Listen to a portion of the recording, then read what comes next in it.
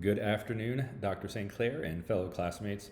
This evening, I will be going over some cross-cultural belief systems, specifically the Scandinavian egalitarian cultures. From this unit, the chapter I selected to read and then now report on was Sweden, and we'll talk about their culture. So we're going to explore the Swedish culture through the Swedish Stuga, which is the metaphor that was used within our book. So we'll go over a quick little just overview of what a Stuga is, some basics about Sweden. I chose to go with the globe study, the cultural dimensions, and kind of use those and relate that back to the Stuga to see how it all works out and see where it lands and kind of just give a discussion about the culture in Sweden and how it is unique and very different than what we're used to. And then a little bit of discussions and questions to wrap it up.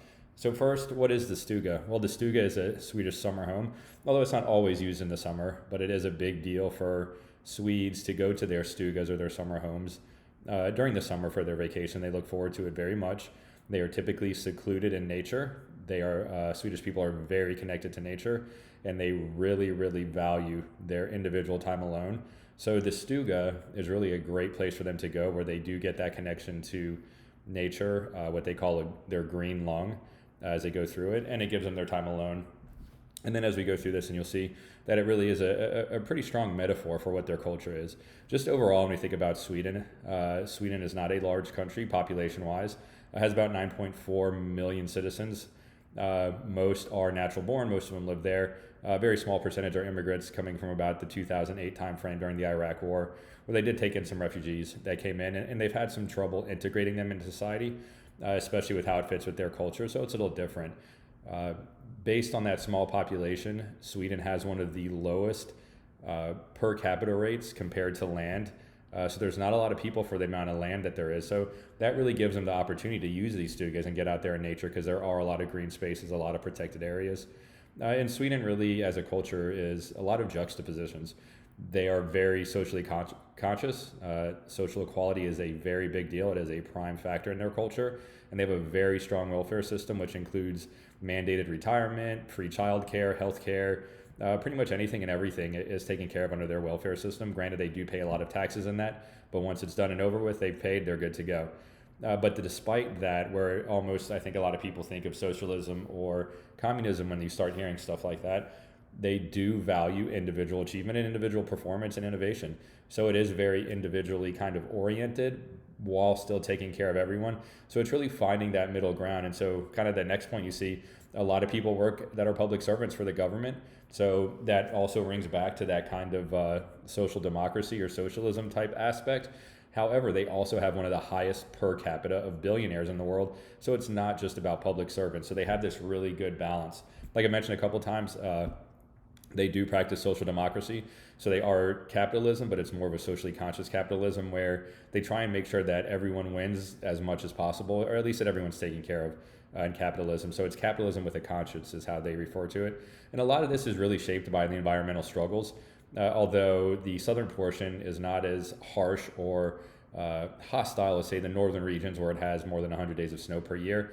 A lot of their culture is based on the interactions and kind of taming nature and having to be one with nature and looking through it. So if we go into Hofstede's globe studies, one of the first dimensions is uncertainty avoidance, which is the extent to which a society, organization, or group relies on social norms, rules, and procedures to alleviate unpredictability of future events.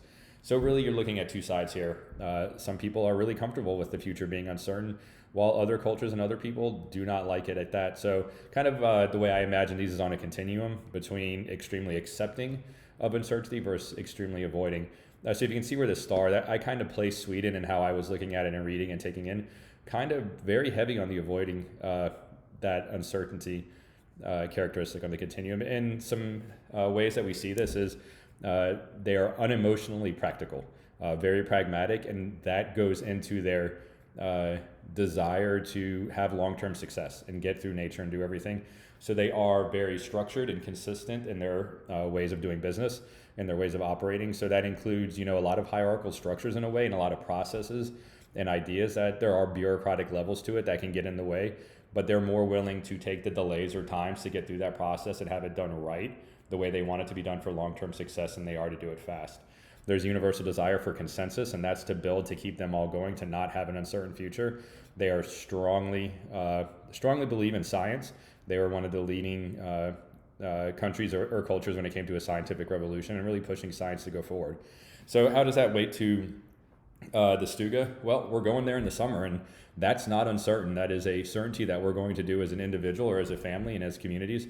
They're all going to go to their Stuga. So that's, they have that kind of scheduled or plan, and it's a formal procedure that they're going to do.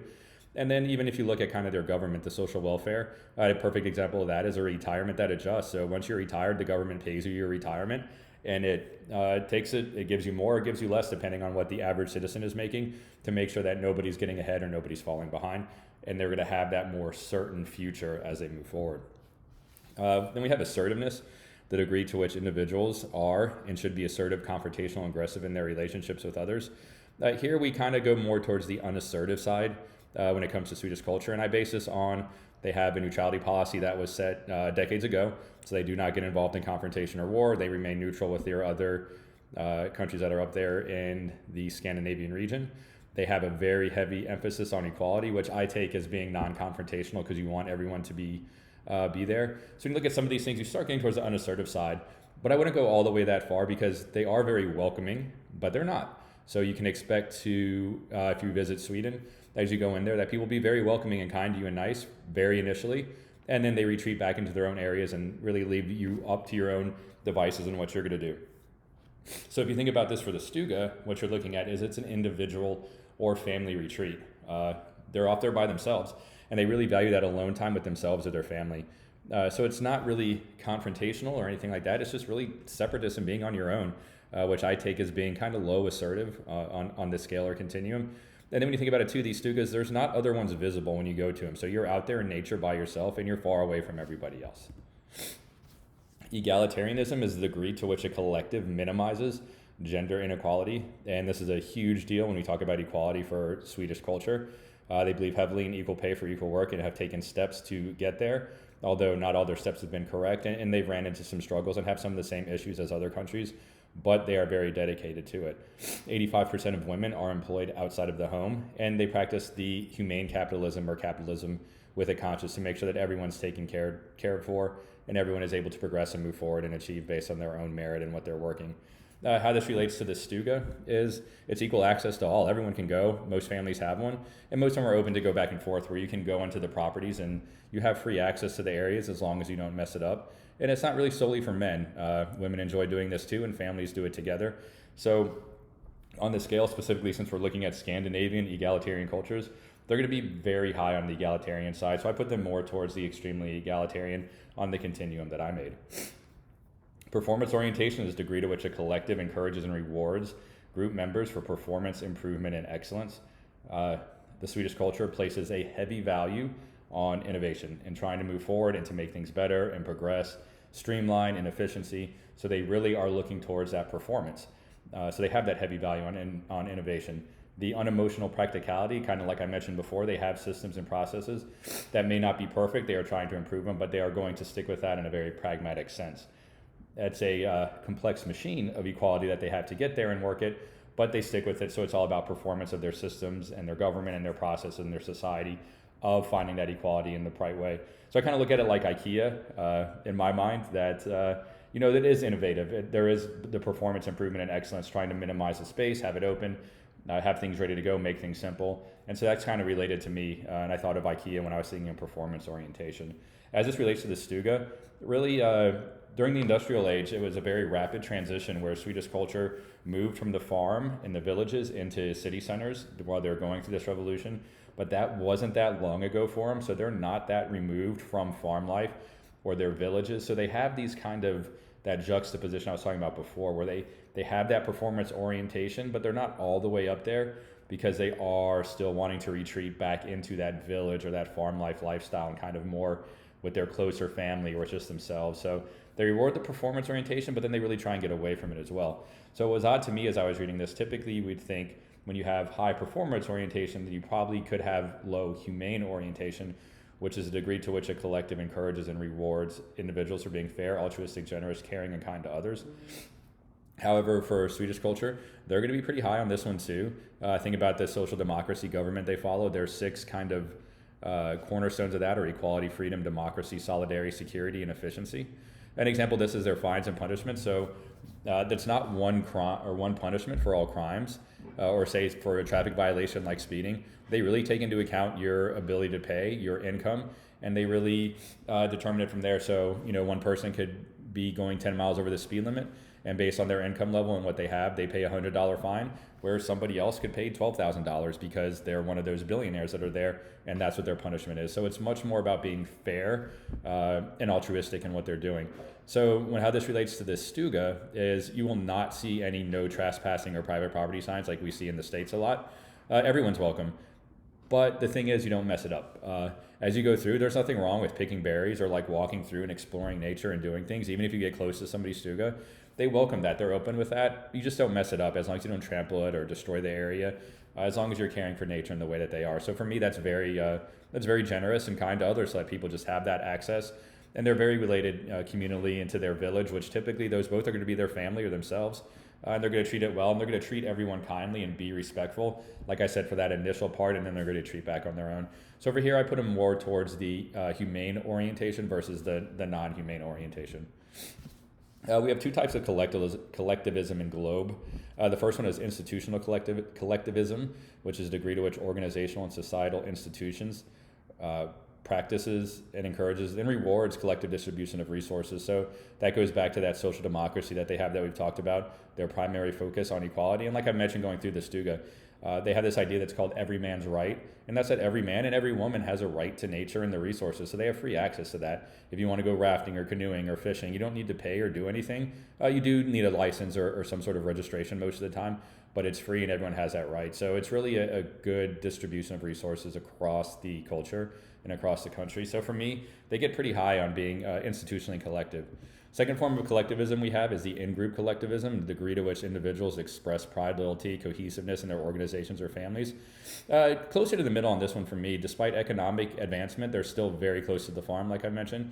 Their loyalty and cohesiveness is back to that farm life, to their family or that village. So they are very loyal to their families. And they take a lot of pride in it. They are social democrats, but they are not loyal to the greater population outside of that initial meeting. And so how this plays in the Stuga is it represents a family and a return to the individual. So they have pieces of those in-group collectivism, but it's very focused on a very small group, and that being themselves and the family and those closest to them. So I kind of consider them to be a non-in-group collective and how they approach it. The power distance we have is the extent to which the community accepts and endorses authority, power differences, and status privileges. So there is a big deal within Sweden on individual advancement, individual development, which they do through the Stuga. They have a saying that's called the middle way. They try to build consensus as quickly as possible, a strong tendency to find agreement and to get a problem solved and start moving on and doing it in an efficient way. So that really comes together. I take it more as like almost a horizontal power structure. If you're in an organization or business where collectively we're going to work together to get to the best answer and find that middle way, find an agreement, and then start going. So how this relates to the Stuga is, like I said, everyone does it. They're family focused. They're all pretty similar in their design with the red wood and the fence and being out in nature. They're very minimal. They're very out in nature. So it's kind of like a very equal thing that the Swedish people can share and go through. So I rate them as having a lower power distance. Their future orientation, the extent to which they engage in future-oriented behavior, such as planning, investing in the future, and delaying gratification. So here we're kind of in the middle for me for Swedish culture. Yes, they are big on individual advancement, working and doing everything. The government, industry, and trades all work together cohesively for long-term prosperity. So they are thinking about the future and trying to plan and get there. But I put them more to the middle, and it goes back to that Stuga, because despite their desire to do that, there is this huge urge of going back to the village, going to the Stuga, having that green lung connecting them to the past, and still having that in a modern world. So yes, there is a future orientation, but there's also this big tie to the past. So that's where I kind of find them in the middle, and definitely open for discussion if everyone else sees that differently or says, no, that sounds like high future orientation to me. Not how I was kind of perceiving it or reading it, but definitely open to discussion on that. So overall, that's Sweden. I felt like the Stuga was a great metaphor that the authors used from my understanding of it when I took away. and just for kind of some questions, a couple of them, in our opinions, because I think of IKEA when I think of Swedish culture, but how does IKEA reflect Swedish culture?